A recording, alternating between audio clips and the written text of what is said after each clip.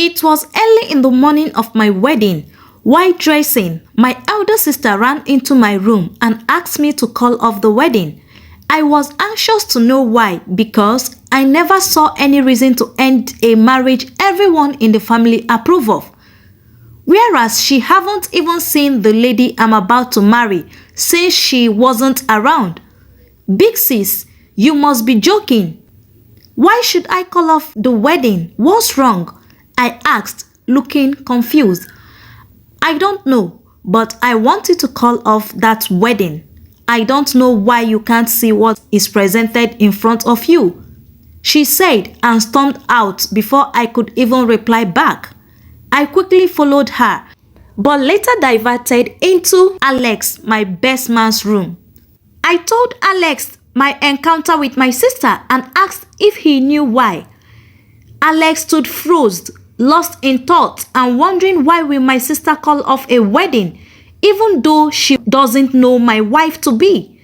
After so many assumptions, Alex asked me if I loved Wendy and I said yes I do. Then he urged me to continue with the marriage. During the marriage, the question was raised, if you don't want this marriage to be bound, you may speak now or forever remain silent. Eyes widened as a voice from the back exclaimed.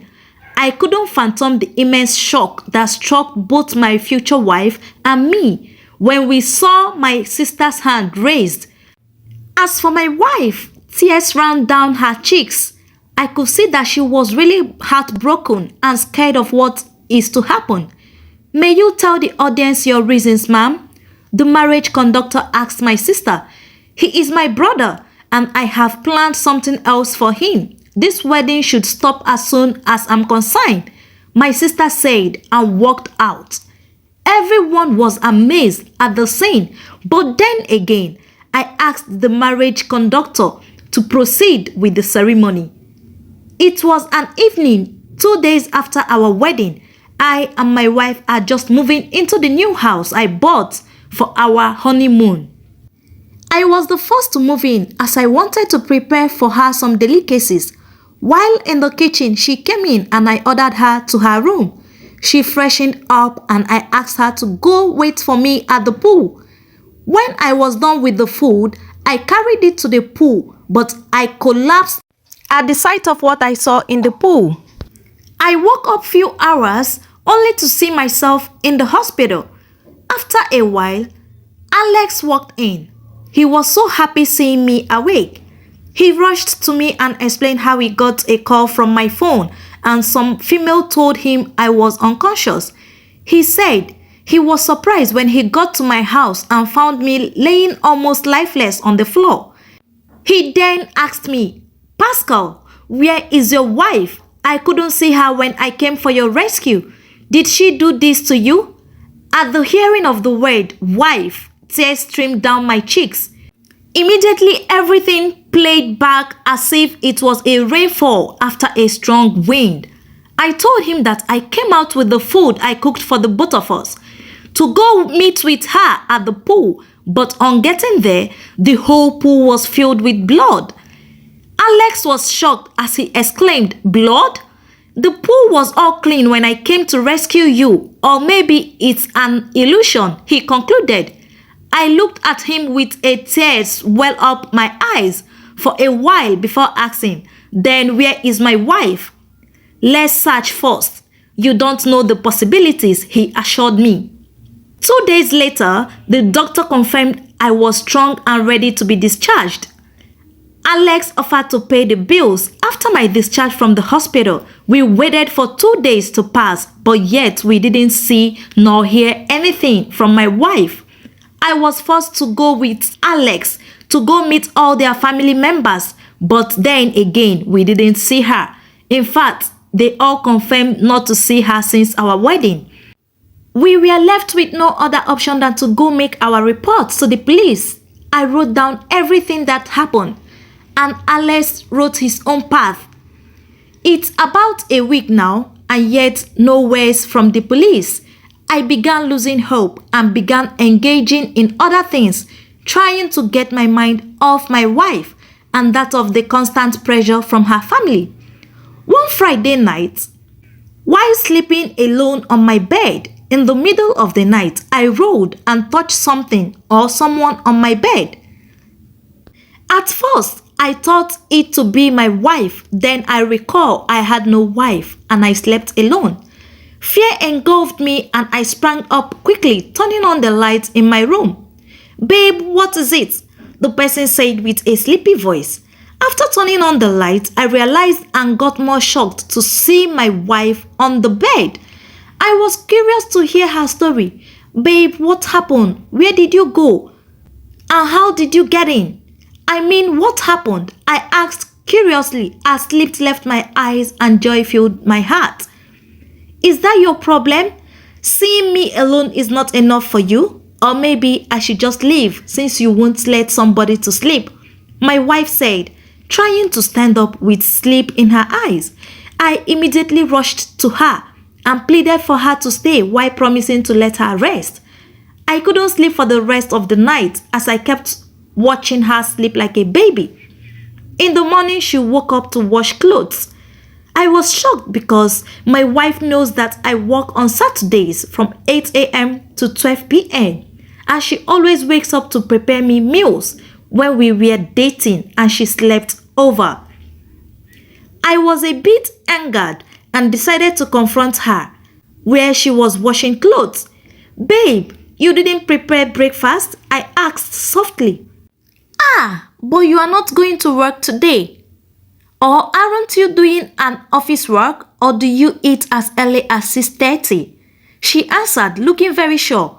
I felt a knot in my stomach as I got lost in thoughts if actually she was the one saying that. "But babe, you know I work on Saturdays from 8 a.m. to 12 p.m. and you normally prepare my breakfast.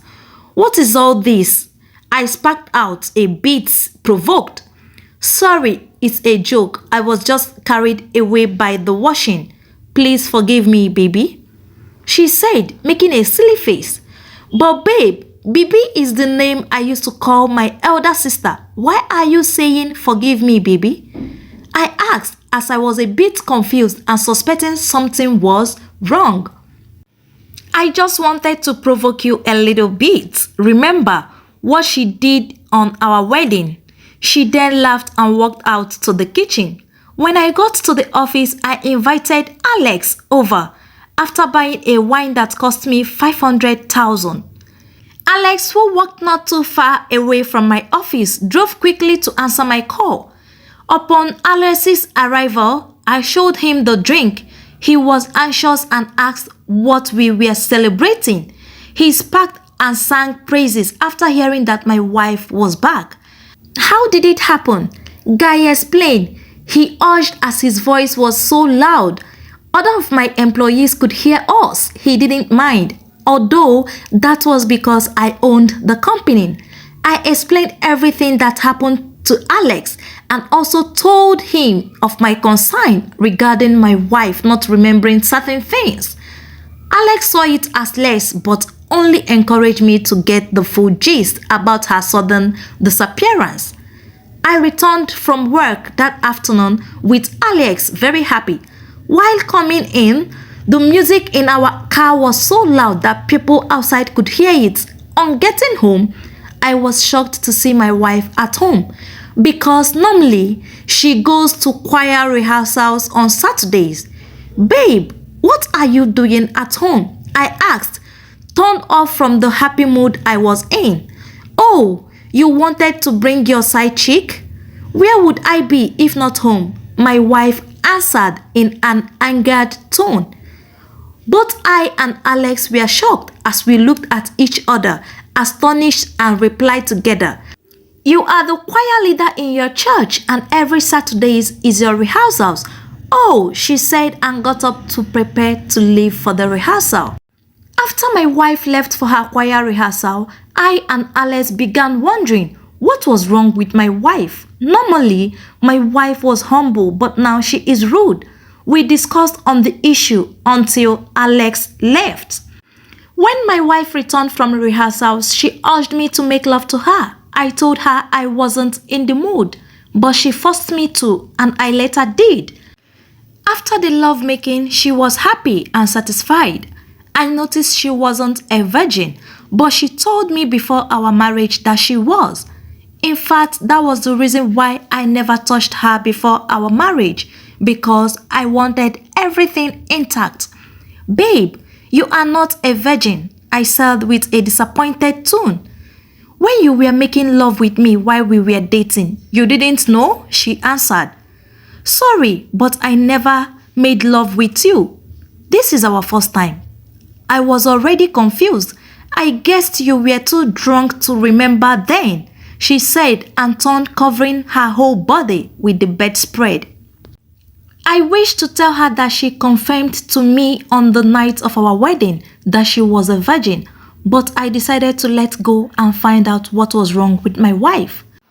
On Sunday, after church service, the detective called me and asked me if my wife was back to the house. I told him yes, but on hearing my reply, he shouted, "Impossible!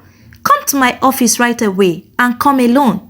I excused my wife, but on the other hand, she asked my reasons for leaving. But I lied that I wanted to go close her disappearance case at the station and would want to go alone. When I got to the police station, I greeted the detective and asked him his reasons for calling me. The man looked at me for a while before saying, "Are you sure you are with your wife at home?" "Yes, sir. In fact, let me call my best friend to testify to that." I quickly brought out my phone and dialed Alex.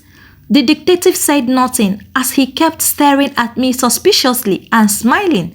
Soon enough, Alex showed up and broke the silence between me and the detective.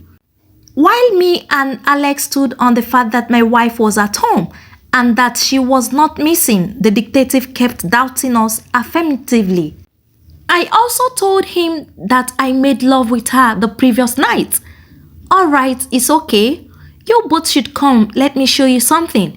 He then took us to a room and opened a drawer that was cold and long.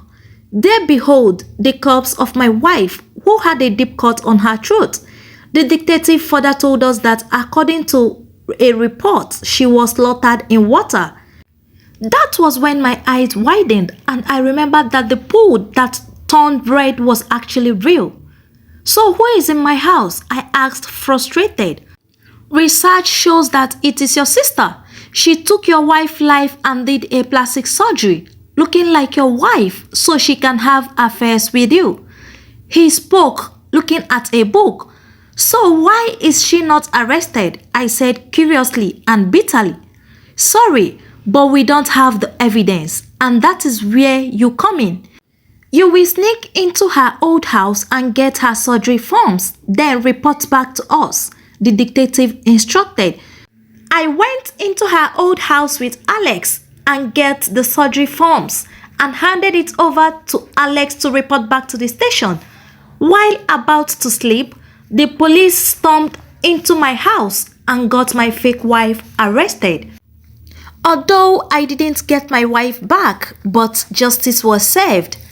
Thanks for watching. I hope you enjoyed the story. Please tell me what you think in the comment section. And please don't forget to subscribe, like, comment, and share for more captivating stories. I love you all. Bye-bye. See you on my next video.